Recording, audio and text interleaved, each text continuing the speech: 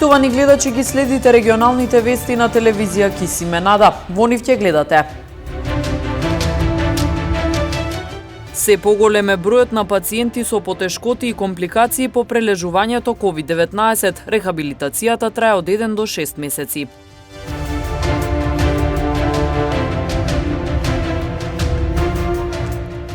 Здравствениот дом во Тетово од денеска станува единствен вакцинален пункт во кој што ќе се аплицираат прва, втора и трета доза.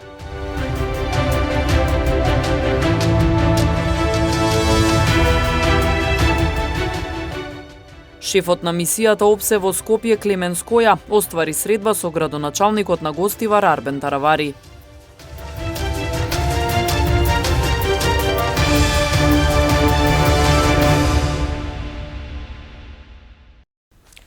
Се поголем е бројот на пациенти со потешкоти и компликации по прележувањето на COVID-19.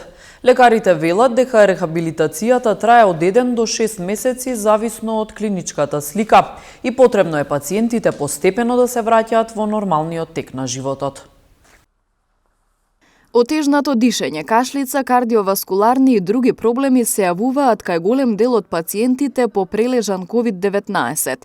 Пациенти со вакви симптоми се почесто бараат помош во специјализираната болница за белодробни заболувања и ТБЦ во Тетовски Лешок. Доктор Исмаил Ваити вели дека ним им е потребно продолжено лекување со таблети, а кај некои физикална терапија. После 20 дена, обично, дали се 10 или 20 дена, системот на регистрација за COVID пациенти болни ги регистрира или ги отфрла. Ако немаат симптоми, после 10 дена системот ги брише. Ако имаат симптоми, после 20 се рачуна дека не се заразни за околината. Сега, во зависност од тоа, дали некој има тегоби со отежнато дишење, со продолжена кашлица, значи, ние знаеме дека треба да има помош. Таа помош се состои во лекови и евентуално кислородна поддршка. Сме се среќавале од лесни форми до многу тешки форми, каде што навистина им треба третман и физикална терапија, им треба и вежби за дишење, помош од физиотерапеути, значи има една ланец процедура на вежби кои што треба да ги спроведуваат, бидејќи ковидот е како капкова инфекција и се пренесува нели како капкова инфекција, секогаш прв на удар е плуќата, односно белите дробови. Не знаеме какви промени прави на мозок, какви промени на бубрези, на кичмен столб. Обично се жалат луѓе пост-ковид на болки по телото, некои имаат пореметено помнење, логореа се јавува, значи. Доктор Ваити советува пациентите постепено да се враќаат на секојдневните активности. Пациентите кои што имале ковид и да немаат некои значителни симптоми од страв, секако ќе дојдат да направат контрола. На тие контроли сега ние им даваме совет, им кажуваме дека можат полека да се вратат во нормален тек на живење, затоа што ковидот во зависност од тежината на клиничката слика што ќе ја предизвика да може да трае рехабилитациониот период од 1 до 6 месеци. Така да бидат спремни пациентите дека треба да се враќаат во нормалното живење чекор по чекор. Значи не може да пациентот сега, ние сме му рекле, вие сте излекувани од ковид и сега он да биде полно работоспособен и да ги прави сите активности што ги правил претходно. Значи му треба време, чекор по чекор ќе се враќа назад во нормалното живење со совет за напорот што ќе го прави, да го сам дозира, затоа што ни еден доктор нити терапевт не може да му каже ова ќе направиш толку пати, после не. Значи во моментот кога ќе почувствува пациентот дека има замор, срцебиење, тогаш треба да застане. Значи, никогаш да не поставува цел. Пример, ќе одам на шапка, ќе тргнам за шапка, па до жичара, па ќе се одмори, па до лисец ќе се одмори. Значи, чекор по чекор. Инаку во болницата во Лешок овој период се лекуваат пациенти со белодробни заболувања и туберкулоза од целата земја, но се третираат и лица кои имаат респираторни компликации по прележан ковид. Дневно имаат по 30 на амбулантски прегледи, а хоспитализирани се 20 на пациенти. Во брановите на пандемијата во болницата се лекуваа само ковид пациенти. Здравствениот дом во Тетово од денеска станува единствен вакцинален пункт во кој што ќе се аплицираат прва, втора и трета доза. Вакцинацијата пак во Тетовското подрачје се одвива тековно, а поголем интерес кај граѓаните има за прва отколку за трета доза. Од денеска вакцинацијата против COVID-19 со прва, втора и трета доза ќе се одвива само во здравствениот дом во Тетово, додека пак вакциналниот пункт во Центарот за култура Илјоантески смок во Тетово, кој што работеше од почетокот на септември, повеќе нема да биде во функција. Директорот на здравствениот дом во Тетово, Борислав Јоргачиевски, во телефонска изјава ја наведува причината за ваквата одлука. Постигнувањето на поголем процент на вакцинација, што од прилика во Тетово изнесува околу 55% од населението, и намалувањето на побарувачката или граѓаните кои што сакаат да се вакцинираат, се одлучи да се вратиме во пунктот во здравствениот дом, каде што и се одвиваше во почетокот вакцинацијата. Вакцинацијата пак во Тетовското подрачје се одвива тековно, а поголем интерес кај граѓаните има за прва отколку за трета доза. Моментално вакцинацијата тече тековно без никакви проблеми, се аплицираат прва доза ревакцини и воедно и третата доза. Така на располагање во моментов имаме од вакцината на Pfizer-BioNTech. Заинтересираноста за прва доза е поголема, да кажам, отколку за трета доза. Инаку според податоците на јавната здравствена установа Здравствен дом Тетово, на дневно ниво во Тетово се аплицираат околу 300 дози, прва, втора или трета вакцина. Процентот пак на вакцинирани со прва доза во Тетовскиот регион изнесува околу 55%, а со две дози 50% од населението во Тетовското подрачје. Нема нови мерки за заштита од новиот сој Омикрон. Затворањето граници нема да даде ефект, вели министерот за здравство Венко Филипче. Разговаравме со колегите за новиот сој, тоа е сега актуелна тема, детектиран во Јужноафриканската република, а и во некои европски земји. Гледаме дека некои земји превземаат некаква форма на рестрикција. Сепак нашиот заклучок е дека остануваме со сегашните мерки. Се уште нема доволно познати информации, иако Светската здравствена организација укажува на тоа дека можеби е полесно пренослив. Сепак директорот на Американскиот институт за здравство доктор Колин смета дека и за тоа нема доволно информации, можеби се тука некаде по степенот на преносливост со делта сојот. Сметам дека рестрикција некаква во однос на затворање на граници, во однос на карантинизирање на патници кои што доаѓаат од одредени земји нема да даде ефект, поради тоа што очигледно дека е се детектирани во некои европски земји и до сега видовме дека кога нов сој ќе се појави, едноставно не може да се спречи, да остане ограничен на една територија било каде во светот. Очигледно дека соеви ќе се јавуваат и понатаму, така да остануваме со овие мерки кои што сметаме дека се добро димензионирани, се става акцент на вакцинацијата. Ако некој не е вакциниран, може да патува со PCR тест. Во однос на мерките како критериум за излез, ги штитиме околните земји, а се штитиме со овие мерки и за влез во земјата. Така да остануваме со овие мерки за сега. Секако дека пратиме ситуацијата, се уште е рано, ова е прилично нов сој, допрва ќе дознаваме информации, но од тоа што досега го знаеме, сметам дека нема потреба да правиме некаква форма на рестрикција.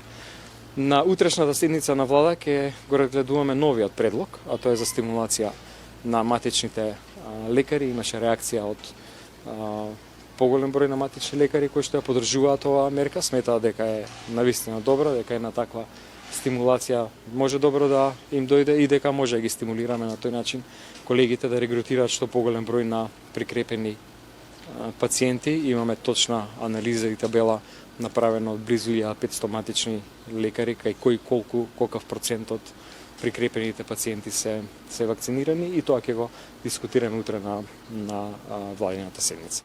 Рано е да се каже дали треба да стравуваме од новиот сој на коронавирусот Омикрон, но во светот се преземаат мерки за да се успори неговото ширење. Сепак, не е решение да се затворат границите за влез на патници од земјите каде што беше детектиран вирусот. Треба да се размислува за задолжителен карантин на овие патници и тестирање за да се потврди евентуално присуство на вирусот, изјави доктор Злате Мехмедовиќ, специјалист по медицина на трудот. Гледаме дека веќе во поголем дел од европски земји имаме случаи регистрирани на новата варијанта Омикрон. Не е прашање на дали ќе може да ја спречиме, туку е прашање кога таа варијанта ќе пристигне во нашата земја. Веројатно дека ќе треба да се фокусираме на тоа да го ублажиме процесот на внесување на варијантата и нејзината трансмисија помеѓу популацијата. Да се забрани влез е малку поригорозна мерка, мислам дека тоа во светот се уште никој не го прави. Влезот е дозволен, меѓутоа треба да бидат стриктни контролите. Единствената земја која што забрани влез за сите останати државјани е Израел. Другите земји тоа не го забрануваат, меѓутоа постои период на карантинизирање после тоа, кој што може да биде 10-дневен, 15-дневен и нели задолжителни ПСР тестови за сите оние кои што ќе влезат во земјата. И тие задолжителни ПСР тестови треба да бидат повторувачки, значи не треба да има само еден ПСР тест врз основа на кој ќе се ослободи тој што е суспектен дека може да го носи новиот сој Омикрон, туку треба да се прават можеби и на 3 дена после влезот, односно после изолацијата од влезот во државата, за да може дефинитивно да се утврди дали постои или не постои тој вирус. Барем од она што го пренесуваат матичните лекари во Јужна Африка е дека се работи за лесна симптоматологија, која што најчесто е поврзана со главоболка, со премореност, со болки во мускули. Не личи нешто на грипот, меѓутоа оние пат доктори кои што работат во интензивните оделенија во Јужна Африка предупредуваат на тоа дека многу млади има кои што се во средно тешка или тешка клиничка форма на болеста, така да колку и да сакаме прерано да донесеме заклучоци, два аспекти треба да земеме во предвид кои што не се пренесуваат како искуство од колегите таму е дека има лесна форма на болеста, меѓутоа дека некако како да се спушта границата на помладите. Треба да земеме во предвид дека во Јужна Африканската република е претежно доминантна и млада популација, така да сите информации сега за сега треба да се isprocesираат убаво за да не се носат заклучоци пред време. Шефот на мисијата ОПСЕ во Скопје, Клемен Скоја, денес беше во посета на општина Гостивар, каде што оствари средба со градоначалникот Арвен Таравари. Состојбите во општина Гостивар, актуелните политички збиднувања во земјава и евроинтеграциите беа едни од темите на разговор меѓу шефот на мисијата на ОПСЕ, Клемен Скоја и градоначалникот Арвен Таравари на денешната официјална средба во Гостиварската општина. Која и првиот човек на Гостивар разговараа околу 1 час во градоначалничкиот кабинет, пошто изјава за медиумите даде само домакинот. Вообичаена редовна средба со амбасадорот на ОПСЕ во Република Македонија, господинот Клемен Скоја, со кој што зборувавме за актуелната ситуација во општина Гостивар, па и во државата во Македонија. Зборевме за Советот, мнозинството во Советот, следните проекти кои што ги планираме за нашата општина и зборувавме и за владата, евроинтегративниот процес на Македонија, нашите прогнози и видувања на тоа како и што би следувало во следните месеци, што би очекувале, така да еден конструктивен и пријателски разговор кој што траеше околу 1 час. На новинарско прашање за очекувањата од денешната најавена средба меѓу премиерот Заев и лидерот на Алтернатива Африм Гаши, Таравари одговори дека ќе ја почитуваат одлуката на Алтернатива каква и да е, но дека не гледа перспектива во таквиот владин состав. Со господинот Гаши и со Алтернатива пред 1 година и пол излеговме заедно на парламентарни избори. Нашите политики беа анти-ДУИ, ги добивме 82.000 гласови кои што не гласаа против политиките на ДУИ. Договорот беше потпишан за 4 години, меѓутоа тоа е договор, не мора да се придржува на договорот, сега како ќе одлучат тие така. Ние ќе почитуваме секоја нивна одлука, без разлика која ќе биде. И ако влегуваат во влада, ја мислам дека таа влада нема да биде одржлива. Пред се нема да биде одржлива поради нестабилноста која што постои во СДСМ, поради разните фракции, меѓутоа и неисполнетите услови кон коалицијските. Гостиварскиот градоначалник, кој е и генерален секретар на Алијанса за албанците, изрази скептицизам дека земјава ќе добие датум за почеток на преговорите за влез во ЕУ во декември и најави дека неговата партија напролет ќе одржи конгрес на кој ќе се утврди реорганизација и ребрендирање. Министерството за одбрана денеска на свечен настан објави дека со 20, односно 10.000 денари ќе бидат наградени армиските лица кои учествуваа во гаснењето на августовските пожари низ земјава. Во сета таа трка да се спаси секоја педа од нашата татковина од налетот на огнените стихии, ниту еден од вас, ниту еден од ангажираните кои касневте и од копно и од воздух не беше повреден. За среќа, што беше за сите нас најважно. Но тоа не беше само среќа. Тоа беше во исто време и доказ за вашата професионалност, за вашето искуство, за искуството на вашите старешини и за дисциплината која што ја знаете и ја практикувате. Дозволете ми во оваа прилика да кажам дека буквално на сите нас ни беше чест што можевме во тие моменти да се потпреме на вашата храброст, да се потпреме на вашето присуство на терен и да чуеме од страна на многу граѓани низ цела држава дека самото присуство на вашата униформа им дало храброст, им дало сила да истраат, им дало утеха и верба дека работите можат да бидат подобри.